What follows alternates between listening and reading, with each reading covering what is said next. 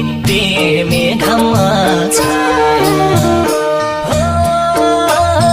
भन्ने गर्थ्यौ निष्ठुरी